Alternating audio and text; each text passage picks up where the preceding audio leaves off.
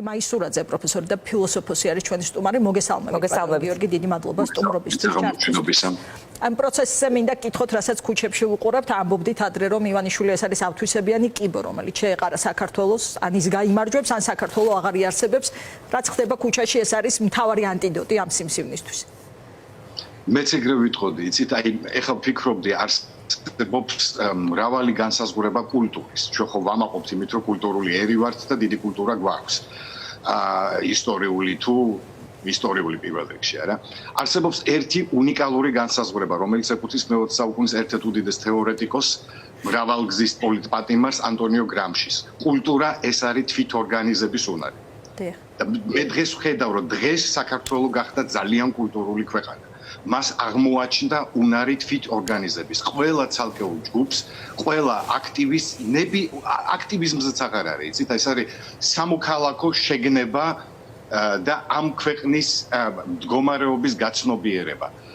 ადამიანებს აღმოაჩნდათ ყოველგვარი პარტიული ოპოზიცია იქნება თუ რომელიმე პარტიული ორგანიზაცია ან რომელიმე რაღაცა შეძლებული ბიზნესმენი და ასე შემდეგ, ყოველგვარი ხელშეწყობის გარეშე ისინი თვითორგანიზდებიან. აი ეს არის მთავარი კრიტერიუმი ჩემთვის, რომ დღეს ჩვენ მართლა კულტურული ერი ვართ და გვაქვს იმის უნარი ყველაზე დიდ ბოროტებას, რომელიც ამ ქვეყანას ისტორიულად თავს დატყდომია. ეხლა ძალიან ძნელია შუა საუკუნეებში წასვლა და იქ რაღაცა შედარებები, მაგრამ მე-20 საუკუნეში ეს არის ყველაზე დიდი უბედურება, რომელიც ჩვენ თავს დაგვატყდა. ბოლშევიკები და 21 წელი მათ თავისი რელიგია ჰქონდათ, თავისი ფანატიზმი ჰქონდათ და აი ამ ფანატიზმის ერთგულები იყვნენ. დღევანდელი ხელისუფლება 21 საუკუნის 2024 წლის, რასაც ის ჩადის სისტემატურად გეგმაზომიერად, მათ არანაირი იდეა, არაფრის რწმენა, არანაირი სარწმუნოება, არანაირი იდენტობა არ გააჩნიათ. ეს არის მართლა მაოხრებელი ძალა, აბსოლუტურად ანგარებიანი, თვით გამორჩენაზე და თვით გამდიდრებაზე ორიენტირებული. ბატონ გიორგი, უფრო ცლად თქვა, აი მაინც რატომ არის ეს ყველაზე დიდი ბოროტება, რაც თავს დატყდომია? ანტიური ბოროტება. იმიტომ რომ 2012-ში მოვიდნენ რაღაც ბოროტებასთან ბრძოლის ლოზუნგებით, რომ ადამიანი არის მათთვის მთავარი ღირებულება და მთავარი ცენტრი. რატომ ამბობთ დღეს მე მესმის, მაგრამ მაყურებლისთვის კიდევ ერთხელ, რომ ეს ყველაზე დიდი ბოროტება. აუცილებელია, ხო? და ნაცმოძრაობასთან დაპირისპირებით. ნაცმოძრაობაში ყველაზე დიდი მანკიერებები რაც იყო. იქნება ეს არათავისუფალი სასამართლო, მოძალადე პოლიციური სტრუქტურები. ჩვენ ხედავთ, რომ სწორედ ის დიდი მანკიერები, თავარი მანკიერებები, რასაც ნაციონალური მოძრაობა შეეწირა, ყველაფერი გადმოიღეს. ისევე როგორც თავიანთი, აი გავიხსენოთ მილიონჯერ დატრიალდა უკვე თბილისის მერის ამჟამინდელი კახა კალაძის, როგორ ამართლებს და რა ლექსიკით ამართლებს 7 ნოემბრის დარბევას. დღესაც იმაზე არიან, ანუ რეალურად მე ერთ-ერთ ინტერვიუში ვთქვი, ის რასაც ხოცები ეძახიან ნაციონალურ მოძრაობას, ესენი არიან პირველ რიგში თვითონ. გარდა იმისა, რომ მნიშვნელოვანი ფიგურები ნაცმოძრაობის, აი ყველაზე ამაზრზენები, ყველაზე სასტიკები, ყველაზე ბოროტები დღეს მოწინავე ხოცები არიან, რა.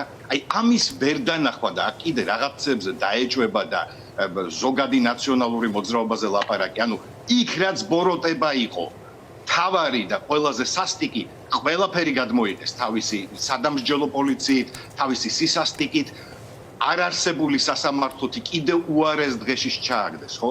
ანუ მართლა საერთაშორისოდ აღიარებული და სანქციონირებული კრიმინალურად მიჩნეული მოსამართლეები დღეს არიან დამტკიცებული ქართული ოცნების მიერ თავიანთ პოზიციებში.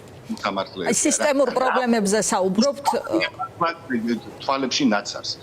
ხალხი ქუჩაში გამოვიდა მას შემდეგ, რაც 28 ნოემბერს ირაკლი ყობახიძემ გამოაცხადა ევროკავშირთან მოლაპარაკების თემის დღის წესრიგიდან ამოღების შესახებ. ანუ ფიქრობთ, რომ ეს იყო რაღაც ასანთის გაკვრის ეფექტი დენთის კასრთან, ანუ სხვა ბრაზმაც ამოხეთქა ყველაფერთან ერთად დედაქალაქის ქუჩებში. რა თქმა უნდა, იცით რა არის, ევროპაც და რუსეთის ეს ჩვენ აუცილებელია განმარტოთ. ევროპა არის თავისუფალი სასამართლო, ეს არის სოციალური სახელმწიფო, სოციალური დაცვის მექანიზმებით ყველა სფეროში სხვათა შორის, აი ბინის გამქირავებელი თვითნებურად მაგდებს სახლიდან ან მიმატებს გადასახადს, ეს არ ხერხდება ევროპული კანონმდებლობით. ეს არის მართლა მშვიდობა სამართალი, სადაც შეგიძლია თავი დაიცვა და პოლიცია არსებობს იმისთვის, რომ დაგიცვას და არა თავს დაგესხას, დაგაციოკოს, გაწამოს. ჩვენ წამებებს ვხედავთ, ხალხო. წამებებს ვხედავთ ყოველდღიურად, რომელსაც პოლიცია ახორციელებს, არა თუ მასთან დაახლოებული თუ ეს ტიტუშკების ფენომენია რა. ანუ ყველა საერთაშორისო კონვენციით აკრძალული, განსაკუთრებით მეორე მსოფლიო ომის შემდეგ. ანუ რეალურად ერთ-ერთმა ყოფილმა გენერალმა კაპანაძემაც განაცხადა, ეს არის სამხედრო დამნაშავეები, რასაც შინაგან საქმეთა სამინისტრო ჩადის. ადამიანის წამებები. ანუ ეს ჩვენ რაღაცა მართლაც რომ აპოკალიფტურ სურათს ვხედავთ და ვერც წარმოგვედგინა, რომ ჩვენი ქვეყანა და ეს ქვეყანა, რომელიც არ იყო ცნობილი თავისი აგრესიულობით და ბოროტმოქმედებებით, აი ამ დონეზე დაეცემოდა და აი ესეთ საშინელებად გადაიქცეოდა მისი მთავრობა, მისი, რა ვიცი, უზურპატორი რაღაცა გაერთიანება, რომელიც, რა ვიცი, აი მაოხრებელი მტერივით აოხრებს დღეს ქვეყანასაც, მის მოქალაქეებსაც, მის პერსპექტივასაც და მოდით აი ამ ფონზე ვთქვათ, რა არის რუსეთი? რუსეთი არის სასამართლოს არქონა, მოძალადე პოლიცია, ოლიგარქია, ძარცვა საკუთარი მოსახლეობის, აგრესია და მართლა მთავარი ომის პარტია თუ არსებობს დედამიწის ზურგზე, გლობალური ომის პარტია, ეს არის რუსეთი, ეს არის პუტინი. და შესაბამისად, როდესაც პრორუსულია ერთმნიშვნელოვნად არ გჭირდება რუსეთისკენ რუსეთზე უარესი მოგვიწყეს აქ. რუსეთში ფორმალურ დონეზე მაინც ორდერებით, სასამართლოს ორდერებით მიდიან დასაკავებლად და დასაჭერად. და არა ის რომ ძაღლის ასეირნებს ადამიანი ხელიდან გლეჯდნენ და მიათრევდნენ. ან ტაქსიდან ათრევდნენ ადამიანებს და საკუთარი მანქანებიდან თუ ბინებიდან, რა. ჩვენ ხედავთ აბსოლუტურ განუკითხაობას და აღვირახსნობას. ეს რუსეთზე უარესიც კი არის, რაც საქართველოში ხდება. ანუ არ არის საჭირო მიგაერთონ რომელიღაც კრასნოდარს თუ რომელიღაც გუბერნიას. რუსეთი ტარდება აქ ყველაზე მახინჯი და საძაგელი ფორმით. კი ბატონო, აი როდესაც ბრაზზე ვსაუბრობთ, ბატონო გიორგი, ერთ-ერთი ვისაც ბრაზი მიემართება არის მათ შორის მართლმადიდებელი ეკლესიის საპატრიარქო, ვისი განცხადებებიდან გამომდინარეც ხშირად მოქალაქეები, ვინც დგას ქუჩაში, ამბობენ, რომ არ იცავს, არ იზიარებს მათ პოზიციებს. სხვათა შორის ცოტა ხნის წინ საპატრიარქოს წარმომადგენლობამ ჭავჭავაძეზე ვაკეში ეკლესიასთან მომხდარ ინციდენტს, ეკლესიის დარბევას გაუტოლა და თავდასხმას ეკლესიაზე. ალბათ ნანახი გაქვთ, ეს იყო შემთხვევა, როდესაც შალვა კეკელია 2013 წლის 17 მაისის მარბიელებს და აი ამ მართლა ბართლომეს ღამეს მომწყობებს ქართული მასშტაბებით. მაგათ საერთოდ რამეზე ხმა მოეღება და ეთქმით. რეალურად ხედავთ, რომ გარდა კორუფციის ეს არის მართლა ექსტრემისტული ინსტიტუციები, სამწუხარო და ჩვენი ისტორიის შეურაცხყოფა არის. დღევანდელი საპატრიარქო ეს არის მართლა 17 საუკუნოვანი ქართული ქრისტიანობის სამარცხვინო ფურცელი, რასაც ისინი აკეთებენ, კორუფციისგან გასუქებულები ეგენი. სახარება რო არ გადაუშლიათ და მათ ტვინებამდე რო არ შეუღწევიათ. აი ამ ბოროტების მაკურთხებლები, აი მართლა რაღაცა ანტიქრისტეს ქურუმები ეგენი. და შალვა კეკელია ეს ცნობილი პროვოკატორი, ცნობილი ექსტრემისტი და დემაგოგი, სინდის ნამოს გარეცხილი ცილის მწამებელი, გადახედეთ მის გამოსვლებს წლების წინ და წლებიდან მოყოლებული ნამდვილი პროფესიონალი პროვოკატორი ეგა. ბევრჯერ მეც შემხებია ცილის წამებებიც მისგან და არაერთ ადამიანს. ხელისუფლებისგან მიიღო დღეს აქტიური მხარდაჭერა, შეადარეს პატრიარქ ამბროსი ხელაიას ამბავს შალვა პაპუაშვილმა, თქვა რომ აი პატრიარქი ამბროსი ეწამა აგრესიის გამო ბოლშევიკების მხრიდან. თქვენ ხართ იმ ბოლშევიკების და იმ მაწამებლების პირდაპირი გაგრძელება და რეინკარნაცია, კიდე უარესი, კიდე ვიმეორებ. ბოლშევიკებს რაღაცა რწმენა ჰქონდათ, თავისი იდეალები ჰქონდათ, თავისი რელიგიური ხარისხში აყვანილი და შეიძლება ითქვას ყველაზე ესეთი რადიკალი ფანატიკოსებიც იყვნენ. ამ ხალხს არაფერი არ გააჩნია, არაფრის არ წამს, გარდა თავისი მიტაცებული ძალაუფლების, მიგვეტილი ქონების და ერთადერთი რაც მათ ანაღულებთ, რომ რაც შეიძლება მეტი მოხიკონ, რაც შეიძლება მეტი მიითვისონ და წაართვან, რაც შეიძლება მეტად უბედურ დღეში ჩააყენონ საქართველოს მოსახლეობა, რაც შეიძლება მეტად ხლეფონ, ექსპლუატაცია, ძარცვა, სახლების დანგრევა, ნიადაგების, საქართველოს გეოლოგიური განადგურება აქვს დაწყებული მათ. აი აღარ არის აქ უკვე მოსახლეობას ნიადაგების დაშლა, ქანების აფეთქება, რა ვიცი. აი ყველანაირი ბარბაროსობა, რაც კი ადამიანმა შეიძლება უქნას საკუთარ ქვეყანას, დღეს ეს პოლიტიკური ძალა ახორციელებს სისტემატურად პირდებიან კიდევ უფრო მეც გავაკეთებდო. კიდევ მეც ავაშენებ, იმიტომ რომ აბა ის კრიპტოვალუტა როგორ უნდა გამოიყვანონ აი ამ ოლიგარქის გარემოცვამ ისე. ამისთვის ხო ჭირდებათ, რა თქმა უნდა, ახალი ჰესებით რა მნიშვნელობა აქვს, ბუნება განადგურდება, ეს ქვეყანა იქნება თუ არ იქნება, საერთოდ არანაირი ინტერესი არ აქვს, ხო? აი ეს არის ჩვენი მართლაც ყველაზე დიდი ტრაგედია. ამბროსი ხელაია სახელს, აი რა მართლა რომ არიან და სინდისის ზღვარს გადასულები. როგორ შეიძლება ბედავდნენ ოლიგარქის ცნობილი მატყუარა კარის კაცი ახსენებს ამბროსი ხელაიას და საერთოდ ქართული ეკლესიის ისტორია რა სინდისით ეხებიან. ჯერთი რამე მაინც გაეგებოდეთ. ორი წიგნი მაინც ჰქონდეთ გადაშლილი ცხოვრებაში.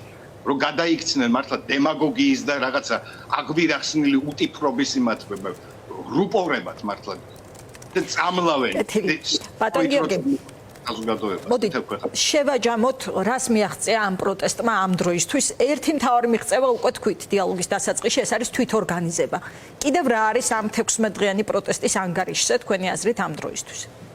პირველ რიგში მგონია ის, რომ მართლა ყველა საზოგადოებრივ ფენაზე მთელ საქართველოს გეოგრაფიას მოედო, მთელ საქართველოს ტერიტორიას მოედო, ემიგრანტებს მოედო, აი ამ სწორედ ამ რეჟიმის წყალობით გაქცეულ ადამიანებს საქართველოსდან.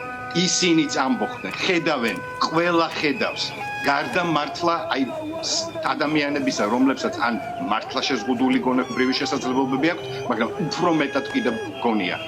დღეს ვინც ამ ხელისუფლებას ხარს უჭერს, მასში მე ვიტყოდი, რომ ხედა უკვე რაღაცა საწყის არსობრივ ბოროტებას, რომლებსაც მოწონს ეს ყველაფერი, მოწონს ძალადობა, მოწონს დიქტატურა. ჩვენში დღეს უკვე ავტორიტარიზმი კი არ ჩვეულებრივი დიქტატურაა, იმიტომ ჩვენ მიუჩვევლები ვართ. ჩვენ არ გვიცხოვრია დიქტატურაში, არ გვიცხოვრია ავტორიტარიზმში.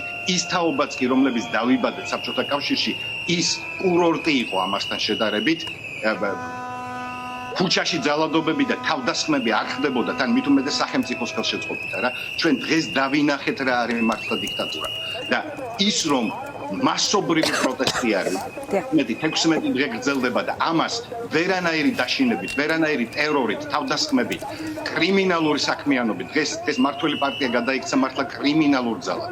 აი ამის მიუხედავად ხალხი კიდევ უფრო დიდი ძალით, დიდი ორგანიზებით ყველა სოციალური ჯგუფი გამოდის და აპროტესტებს. ეს არის ძალიან დიდი მიღწევა. და მე ვიტყოდი, მანე თეკელ ფარეს ძველ აღთქმაში ებრაული სიტყვები არის. აწონილია, დათვლილია, გადაწყვეტილია. საათი და დრო ქართული ოცნების და ავტორიტარი დიქტატორი ივანიშვილის წინააღმდეგ მოქმედებს. დათვლილია მათი დღეები. მათი ბედი გადაწყვეტილია. გონს მოეგონ, იმდენად მოეგონ, გონს რომ მართლა დამტირებელი დარჩეთ და დამარხავი დარჩეთ. ისეთ ბოროტებებს ნუ ჩაიდენენ, რომ მათი საფლავები მისაფურთხებელ ადგილად იქცეს მთელი თაობებისთვის, როგორც დაწყევლილი ადგილები. ყველაფერი, რაც მათ სახელს დაუკავშირდება, იქნება დაწყევლილი ადგილი. აი ორჯონიკიძე ხო გვყავს, სერგო ორჯონიკიძე წყევლის და ბოროტების სიმბოლოდ. აი ეგრე შედიან, უკვე შედგმული აქვს ფეხი ისტორიაში. კიდევ აქვს შანსი გამოვიდნენ ბოდიში, მუხლებზე დაემხონ და ბოდიში მოუხადონ ქართველ ერს. იმ ჩადენილი ბოროტებებისას მე ეჭვება რომ ივანიშვილი ეგეთი რამე თავში მოუვიდეს, მაგრამ კიდე მის მიმდევრებს ვინც კიდე ორჭოფობს და ვერ გადაუწყვეტია. ბოდიში მოუხადეთ ქართველ ერს ჩადენილი ბოროტებისთვის და საკუთარი ნებით გადით აღარ მიეკაროთ არაფერს არანაირ პოლიტიკურ სფეროს. დიდი მადლობა, ძალიან დიდი მადლობა გიორგი რომ დაგვითმეთ დრო. გიორგი მაისურაძე, პროფესორი, ფილოსოფოსი, პასუხობდა ჩვენს შეკითხვებს.